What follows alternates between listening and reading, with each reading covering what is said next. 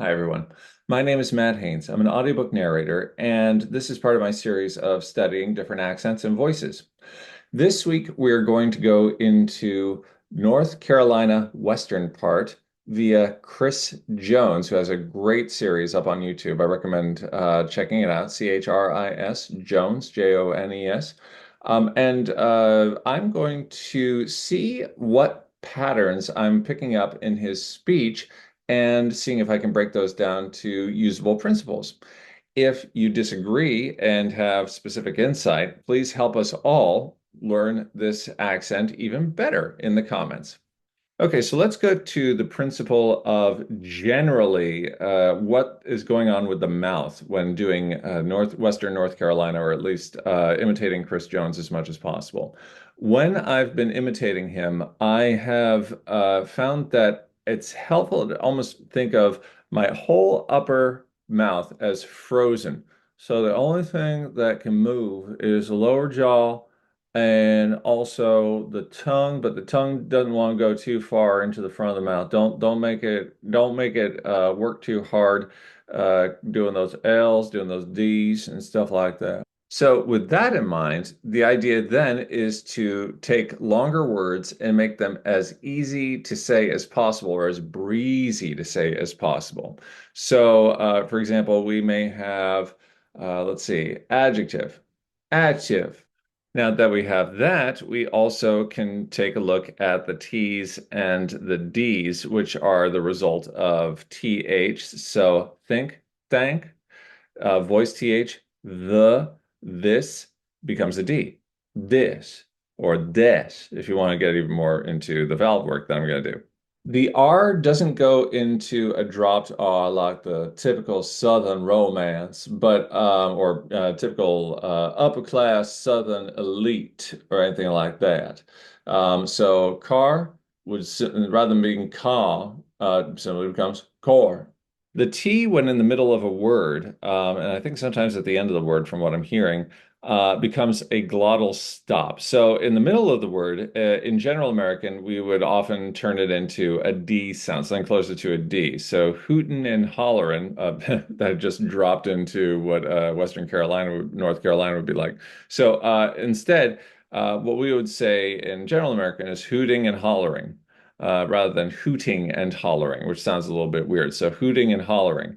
However, it comes to a glottal stop with Western North Carolina, or at least Chris Jones. So it'd be hootin' and hollering. And as is typical with far rural, far urban, we would have the ing being dropped. So hooting would be hootin'. I'm finding that the S becomes something close to an SH. And again, I think that comes into just want to keep the tongue as busy as possible. So if I'm saying things with a nice hard S, I notice my tongue going up and towards the middle of my mouth. Whereas if I'm just keeping it lower, just behind my lower teeth, it becomes something like an SH. So I'm going to call that an SH lisp. Something that also sounds like Mississippi to me when I was studying that accent, the AR becomes something closer to an OR. So car, core.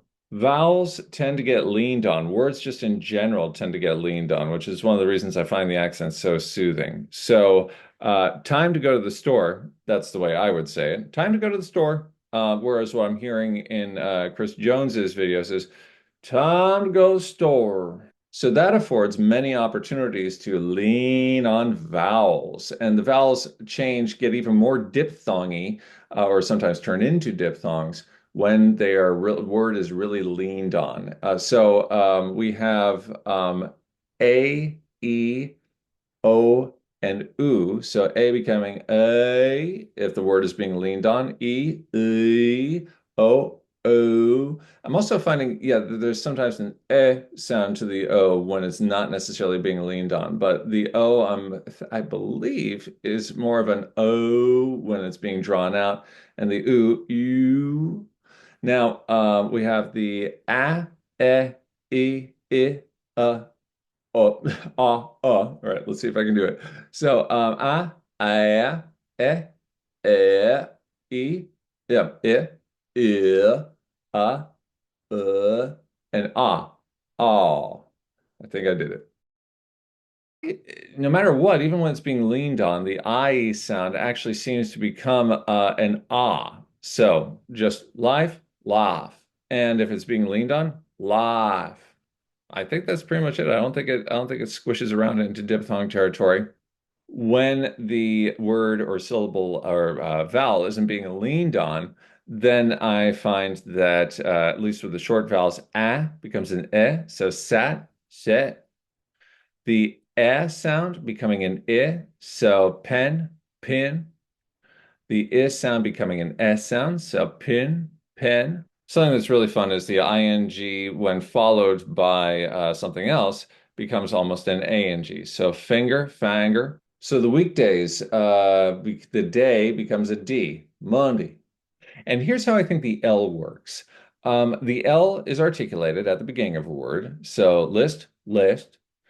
If we have the L being followed by a vowel, I believe the L is going to want to make an appearance to bridge the gap.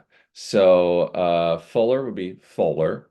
However, if the L is in a situation where it can disappear, it's going to want to disappear. So at the end of a word, full, full. Also, if it is preceded by a consonant, so tilt, tilt. Okay, everybody, it is song time. We are going to go into the lyrics of Once in a Lifetime from the Talking Heads, applying them to this accent. You may find yourself living in a shotgun shack. You may find yourself in another part of the world. You may find yourself behind the wheel of a large automobile. And you may find yourself in a beautiful house with a beautiful wife. And you may ask yourself, well, how did I get here? And you may ask yourself, where is that large automobile? And you may tell yourself, this is not my beautiful house. And you may tell yourself, this is not my beautiful wife. You may ask yourself, where is that beautiful house? You may ask yourself, where's that highway go to? And you may ask yourself, am I right? Am I wrong? You may say to yourself, my God, what have I done? And that was Once in a Lifetime, courtesy of the Talking Heads, music by Kevin MacLeod, who gives this stuff out royalty-free public domain. Thank you so much, Kevin. So, is this the video to finally answer all the questions about Western North Carolina? No, of course not. I've got quite a bit of work to do. And folks, you've got quite a bit of commenting to do if you've got specifics as to how this accent works. But that's what's great about these videos, in my opinion, that they can be a repository for all this information. If you are a producer and you are looking for somebody with the North Carolina accent, I'm willing to start talking about how I might be able to help you out, getting this going. And if you are a narrator doing dual narration and are looking for a partner with North Carolina, let's talk and see what we can put together that will have ears convinced enough to let the story flow.